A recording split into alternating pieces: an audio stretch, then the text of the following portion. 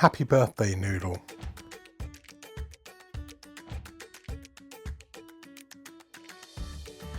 It's Numisaka back with you, and let's get down to business straight away.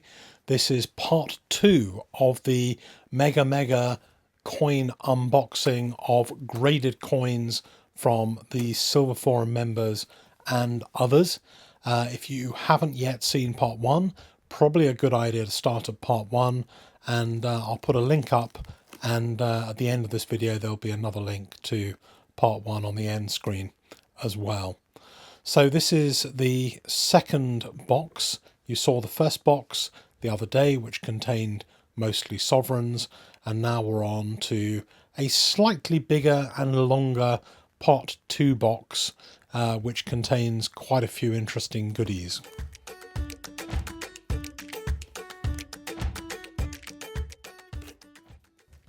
So let's get on and see exactly what is in this fine NGC box. NGC didn't mark this box, knew me, by the way. It was not me either, but it was the guys at Heritage who marked all my boxes. So let's have a look at the first one out. Okay, so we've got here the 2018 Sapphire Anniversary Privy in PF70. Not much to say about this. It's probably not quite as beloved as the 2017, but it's not bad. But of course the one next to it is actually quite a very good grade. 70 for a 2005 sovereign. There's very few of them that have hit 70, and that will elevate that one quite considerably. A lot of you guys say to me, well, can we cover the grading cost? Can we make money by grading modern coins? And there's lots of people who come on to the channel and say, well, you know, probably no, I wouldn't do it, etc, etc. But here's just two examples: the 2005 and the 2002 sovereigns. A 70 grade coin is actually putting anything up to 150, 200 pounds on the value of one of these coins based on eBay sold prices. Okay, the ones that I want to show you now are a whole load of $20 pieces that had been in somebody's family for a number of years. They were in dusty old flips. They were kind of covered in a kind of film over the top, and had these conserved and graded. Now it seems like a lot of them underneath all that film, which had been there for donkey's years, had been previously cleaned or polished at some stage.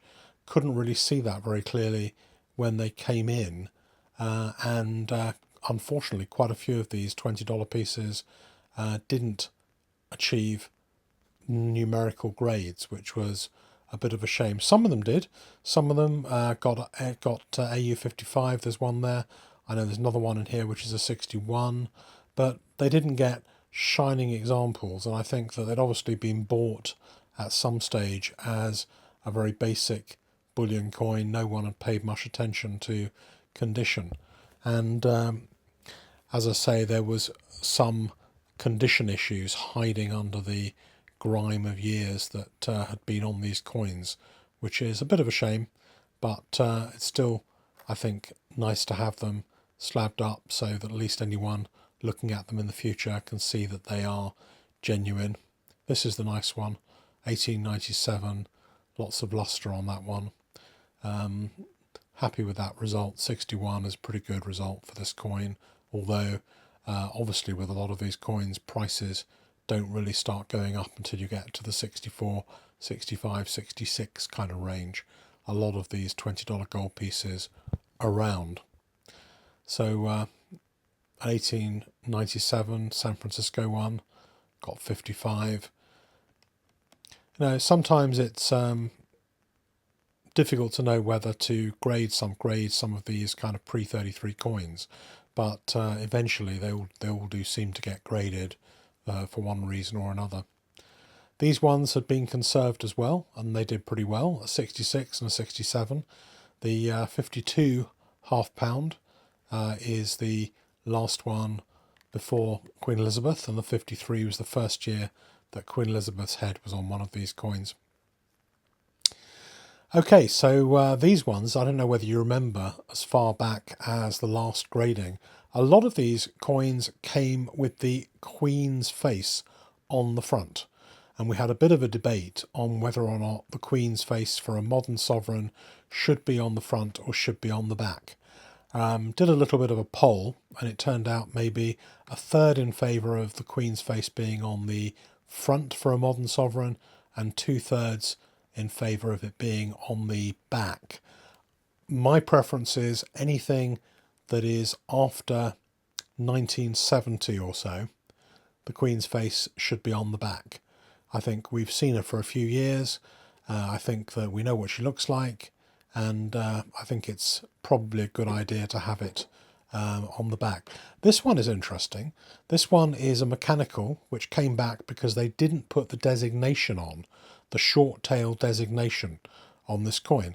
You know, without the short tail, it's an also ran everyday cheap sovereign. With the short tail, it becomes a very rare coin indeed, which is significantly valuable. It's an R5 in terms of rarity, and you can see here a comparison with another sovereign which has the long tail. See how the tail stretches almost down to the line, and on this one the tail is like halfway up. There's a big gap, and it's not quite the same.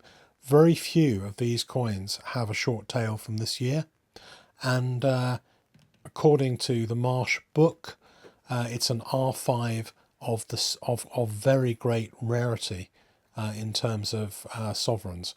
So this particular person is a Silver Forum member and is very, very happy with that result, that's for sure.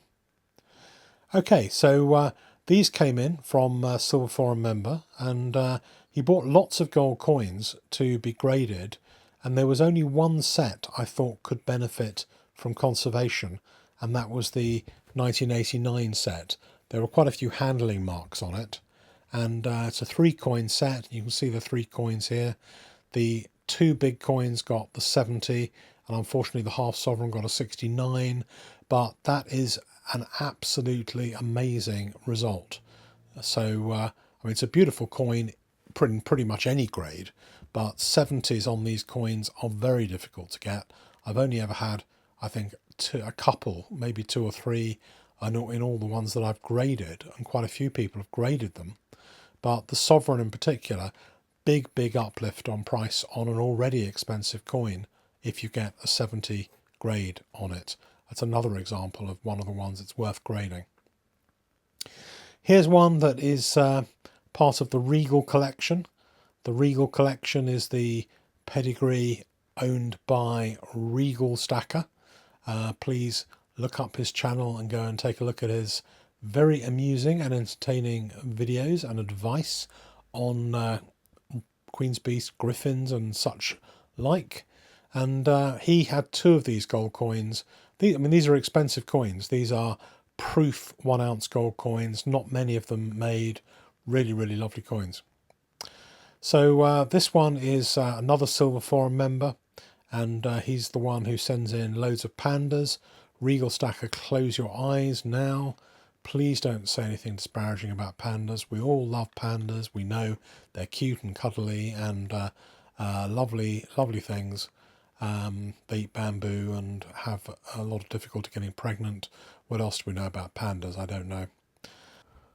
I seem to have seen more than my fair share of these gold 1/4 ounce Peter Rabbits.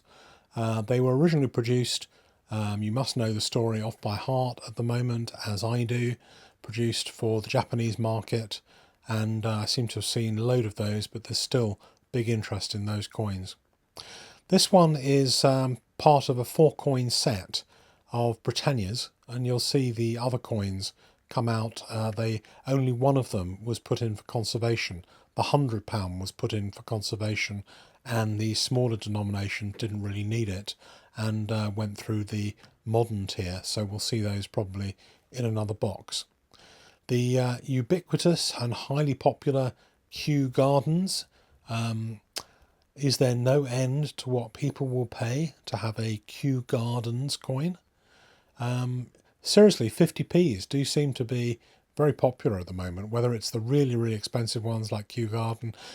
Do a search on eBay in the UK for 50p for the Olympic Games, for example, or 50p for Kew Gardens, and you'll see just how much these little, even if they're not silver, these little 50p's go for.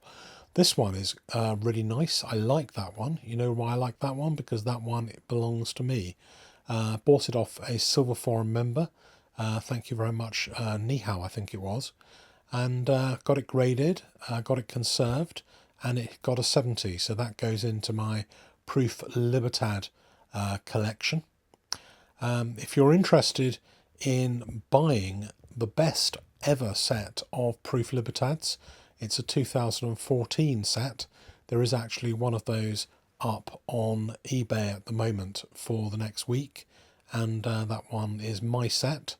I'm trying to raise some cash to buy a couple of things at auction over the next few weeks. So here's another one. This one only got a 68. That was conserved. It had a few handling marks. Couldn't get that one up to the magic 70. This one is another favourite, the 2016. That's the one with the different portrait on the back. Very, very nice. Like that coin. And another 2005 proof in fact, another two of them. So we've had quite a few 2005 and 2002 proofs in PF70. Again, a lot of credibility to grading these proofs. People say, oh, I've got loads of proofs, I don't want to grade my proofs, I prefer to leave them in the capsules. But then getting a 70 in these things, there's a lot of people who collect 70s. There's the portrait, the 2016 portrait. I've noticed quite a few people wanting that, putting posts up on the forum saying they want one of those 2016 portrait sovereigns. This one unfortunately got a polished rating on it. 1964 2 rand coin that NGC felt had been battered around or polished a little bit. And then this lion unfortunately got a 68. It might have had a few marks on the Queen's head. This one was one I bought myself as a piece of bullion. It was basically untouched and unopened, and I'm really pretty surprised it got a 63 DPL. I was hoping for about a 68 or a 69 on it. So that one is a big letdown for Numistaka to finish this box. Stay tuned for part 3, which will be along pretty shortly, or as shortly as I can get the video together.